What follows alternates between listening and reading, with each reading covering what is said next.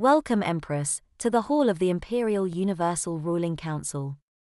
I am the head Imperial Law Arbiter. Memory flared. I remember this man. He peed his pants when Daddy hit the wall beside his head.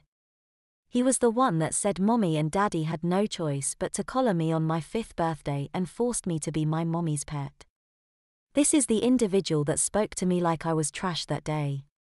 Hate filled me and must have showed on my face. The little man suddenly backed up clumsily.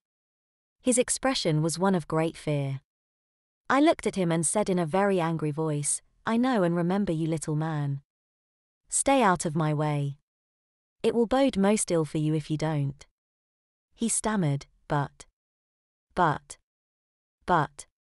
my lady. The guard in front of me grabbed the little man and removed him from in front of me. I was escorted into the chamber. I couldn't believe what I saw. Tier after tier of multitudes of faces. Each individual was dressed extremely ornately and in what appeared to be their finest attire. There were guards stationed at every conceivable location throughout the room. The room appeared to cover miles and miles and extended beyond my range of vision. In the dead center of the room, a raised dais with 2 large chairs dead center. I heard soft murmurs arise as I entered. Some of the voices were saying how adorable I was. Some were really impressed how beautiful I was. Some were extremely taken with the fact I was 18 years old and so mature. I also heard fear in the voices. There were those who feared me and the power I possessed at such a young age. What they were going to discover. What I was going to discover. I was escorted to a raised dais. There were 2 large and ornately carved wooden and ivory chairs sitting in the middle surrounded by small columns with many different flags draped over them. Against one of the chairs, a very beautifully carved staff lay.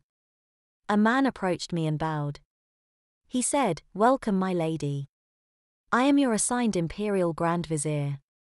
I hold the position Prince Paul Blake did before your unfortunate issue. If you wish, another can be appointed before the proceeding begin.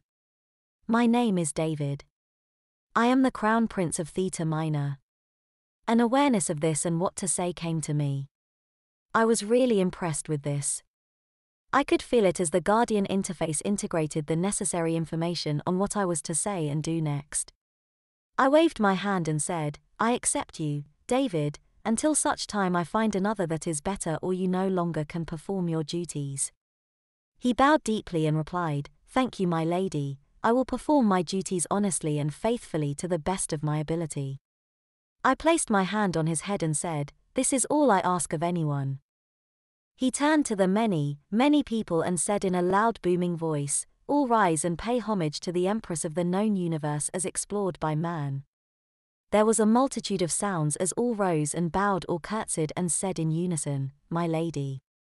In the same unison, all were seated and were dead silent.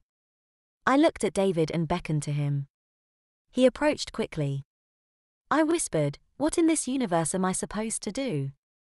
David smiled and replied quietly, "Anything your heart desires, my lady. You are second in authority only to the Emperor who is away." David at this point escorted me to and sat me in the largest chair.